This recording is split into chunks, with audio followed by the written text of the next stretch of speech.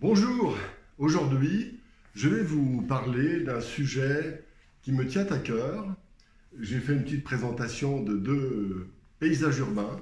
C'est le paysage urbain à l'acrylique et un peu ensuite à la fin terminé en peinture à l'huile. En fait c'est un sujet qui me tient à cœur depuis un certain temps. J'ai réalisé des centaines de paysages urbains. Disons de manière un peu périphérique par rapport à mon activité habituelle, mais bon, j'aime passionnément ça parce que le paysage urbain permet dans une espèce de diversité bizarre, dans des espaces gigantesques, de mettre en scène la lumière, la couleur, le mouvement, la nature humaine, et même ce qui est laid, en réalité, devient des fois beau sur un paysage urbain. Malheureusement, il y a beaucoup de pièges à éviter. Et là, donc, j'ai répertorié 8 pièges essentiels. Il y en a d'autres, des plus petits, mais les principaux, qui fait que beaucoup de personnes se plantent sur la réalisation des paysages urbains. Pourquoi? Parce que, selon l'adage qu'il y a tellement d'arbres qu'on ne peut plus voir la forêt, eh bien, dans un paysage urbain, il y a une infinité de choses. La perspective, les milliers de petites fenêtres, des personnages, des fenêtres, des effets de lumière bizarres, l'effet du ciel qui peut être clair, des reflets sur le sol, puis des lumières dans les boutiques. C'est un véritable défi pour, si on ne hiérarchise pas, si on n'organise pas tout ça, pour y arriver. Il y en a beaucoup qui se plantent à cause de ça. Donc, je vais mettre en place, comment dire, toute la méthode qui permet d'arriver à aller jusqu'au bout assez facilement. Enfin, facilement, il faut quand même mettre de l'énergie, hein, rien n'est simple, mais malgré tout, il y a une méthode qui permet d'éviter de se perdre complètement. Alors, il y a 8 défauts principaux. D'abord, lorsque vous peignez un paysage urbain, alors je m'explique, c'est sur la peinture acrylique, paysage urbain sur des toiles assez grandes, comme celle-ci, sur des toiles assez grandes, donc, eh bien, le premier élément, c'est de choisir un bon sujet. Comment choisir un bon sujet? Alors, ça peut être une photo que vous faites vous-même. D'ailleurs, je vous incite à aller à Paris ou dans des grandes villes et prenez des photos vous-même. C'est vous qui décidez si à droite, à gauche, vous voulez tel marchand ambulant, ou au contraire une grande perspective vide. Voilà. Vous faites déjà un travail artistique simplement en faisant ça. Une erreur à ne pas commettre, c'est de prendre une photo qui a été faite par quelqu'un d'autre et ne pas la retravailler. C'est-à-dire ne pas la manger vous-même. Il faut que vous la mangiez, cette photo, qu'elle devienne la vôtre, même si c'est la photo de quelqu'un d'autre. Pour moi, j'ai fait des paysages de New York en m'inspirant de petits bouts de photos de New York faits par d'autres personnes, parce que je ne vais pas à New York.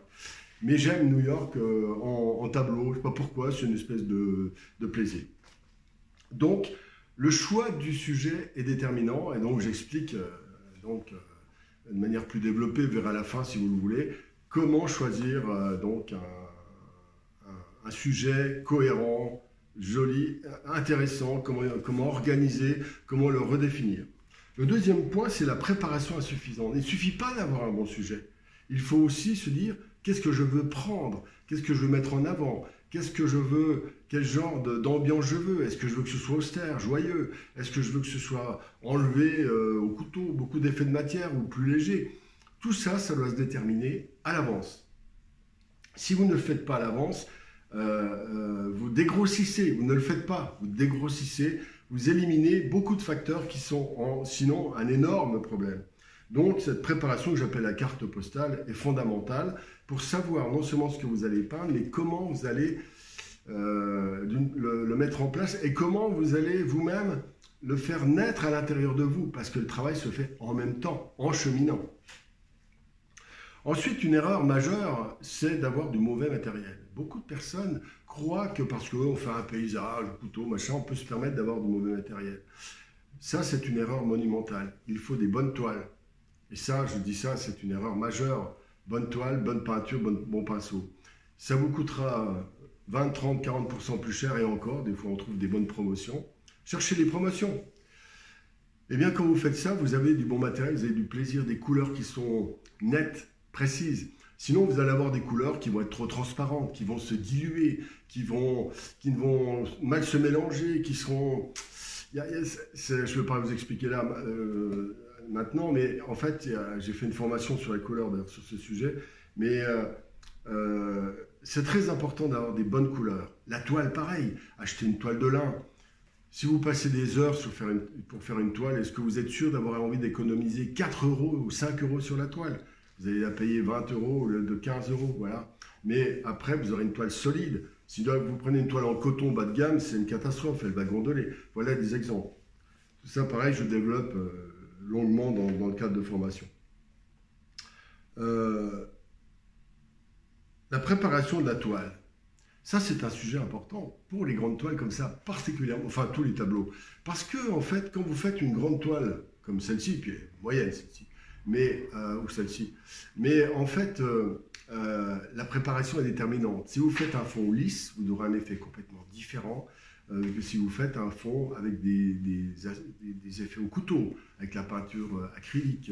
Vous allez avoir, vous pouvez faire des grosses épaisseurs ou faire quelque chose de lisse ou quelque chose de varié. Vous pouvez y ajouter sur votre préparation du sable, par exemple, du gesso grossier qui a du sable. Vous pouvez faire d'autres qui ont d'autres médiums, d'autres enduits, pardon, qui ont des copeaux de cellulose. Tout existe en fait. Donc c'est là où il faut choisir parce que ça aura un effet considérable sur le résultat final de votre toile. Donc ça, il faut l'étudier. Donc si vous prenez une toile par défaut, vous peignez, vous avez tout faux. Vous aurez tous la même toile en fait parce que le rendu n'est pas bon. Tout simplement. Ensuite, même quand vous mettez les enduits, attention, il ne faut pas être précipité. Faut pas...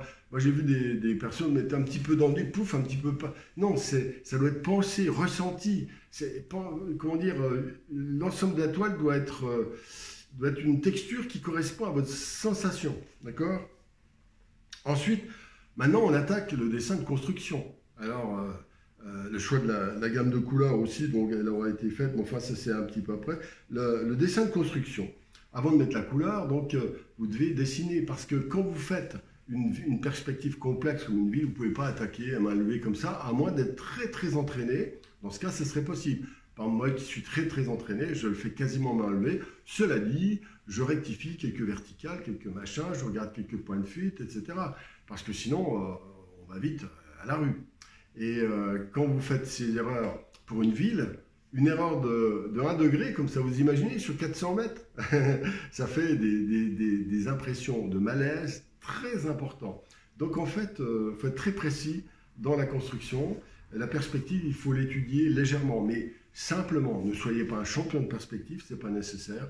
Il faut simplement bien savoir faire des cubes en perspective. Ces cubes, vous y intégrez, des cubes bien sûr en hauteur quand c'est des buildings, vous y intégrez des sous-ensembles, puis dans les sous-ensembles, d'autres petits sous-ensembles, dont les fenêtres, etc., par exemple. Et puis, voilà, ce genre de choses, mais c'est très important. Mais il faut faire les lignes principales, il ne faut pas faire tout. Je vous déconseille de peindre tout, ce serait vraiment, comment dire, 2 erreurs, comment dire, ce serait de faire trop de détails. D'une part, ce serait un tu plaisir, on va dire, et ensuite, ce serait lourd. Vous n'aurez plus qu'à colorier, vous n'aurez pas envie de changer. Il faut garder une grande partie pour l'improvisation. Ça, c'est le 5e défaut à éviter. Pas trop de détails, mais suffisamment de construction. Ça, attention, attention. Si vous ne faites pas ça, vous êtes mort. Hein. Et pourtant, c'est assez simple à faire. Tous ces éléments, les choses compliquées, ne sont que des sommes de choses simples. Ensuite, il y a les effets de matière liés à la couleur. Alors certains veulent mettre des couleurs en la posant, etc. Mais attention au coloriage, ce n'est pas possible. Pour une ville comme ça, si vous commencez à colorier, vous en avez pour des semaines. Mettez une ambiance colorée, une ambiance de valeur de gris. Faites vibrer les couleurs, amusez-vous. Et sur ce support, avancez. Mais enfin, il y a plein de manières de faire. Ça, je vais faire des démonstrations ensuite. Je vais aller plus loin dans la réalisation d'un tableau. J'en parle à la fin. Ensuite, les effets de matière sont très importants. Couleur, quand c'est encadré par un dessin qui est correct, des effets de matière, des mises en valeur d'ombre et de lumière approximatives avec des effets de couleur légers qui créent des effets de matière qui vibrent dans tous les sens, là, ça crée un terreau sur lequel on a plaisir à peindre.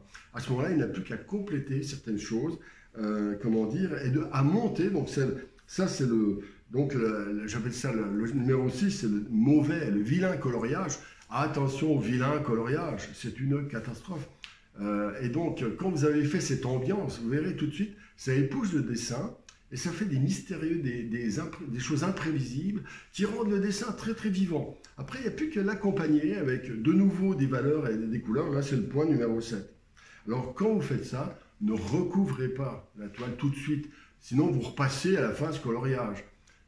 Laissez utiliser les couleurs du fond pour les compléter. Je vous déconseille de recouvrir, sinon vous allez, évidemment, vous allez filmer, hein, colorier. Donc ça, c'est une erreur majeure, le point numéro 7. Et ensuite, lorsqu'on arrive à la fin, les détails, c'est-à-dire que vous avez accompli l'ensemble des choses, et il y a une erreur, c'est d'ajouter trop de détails. Les détails ne sont intéressants que lorsqu'ils soulignent une vie interne du tableau, un mouvement, une dynamique. Et c'est pour cette raison que je vous conseille de mettre des détails dans ce que j'appelle la hiérarchie des finitions. Surtout, ne cherchez pas à tout faire.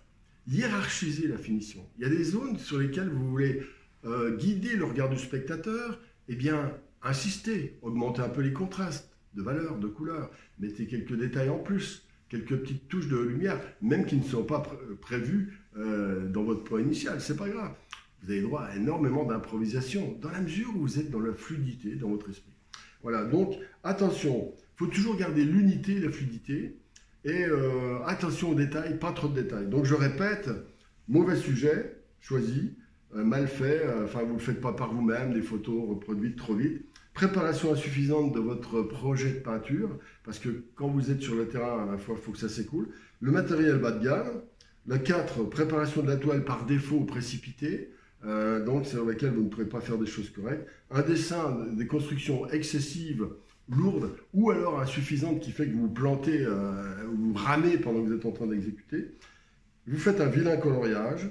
Vous montez, vous recouvrez avec des dessins, des valeurs et des couleurs qui fait que vous gâchez la légèreté dans laquelle vous êtes un petit peu parti au départ. Et puis vous mettez trop de détails à la fin, et là vous allez à la catastrophe. C'est pour ça que donc là, je vous parle, donc je suis en train de préparer une formation, je suis en cours dans cette formation sur le paysage urbain, pour que tous les éléments dont je vous ai parlé soient évités. C'est-à-dire qu'ils sont bien étudiés un par un, et à l'intérieur de chacune de ces catégories, j'ai trouvé des solutions qui divisent. Ça n'enlève jamais le problème, il y en a toujours des problèmes, mais ça divise, ça diminue la complexité, ça diminue la difficulté, et ça vous donne de l'air pour aller plus loin, pour avoir du plaisir à peindre, plaisir qui est absolument nécessaire pour progresser. Voilà. Donc, vous pouvez vous abonner à cette chaîne si vous le souhaitez. Vous pouvez même, si vous voulez recevoir la newsletter et avoir toutes les informations sur les productions de cours en peinture. Voilà, donc tout est en dessous sous la ligne de flottaison. Voilà, il ne me reste plus qu'à... vous pouvez m'écrire, m'interroger sur ce sujet, ça me ferait plaisir de répondre. Je vous dis aussi, si vous souhaitez que je vais reprendre les corrections de vos tableaux. Si vous voulez que je fasse des vidéos en commentant vos tableaux, je suis preneur parce que j'aime beaucoup ça. C'est une bonne manière finalement de montrer comment on peut analyser et transformer, améliorer, en fait, si possible, dans mes modestes moyens. Voilà, alors vive le paysage urbain, et puis à bientôt.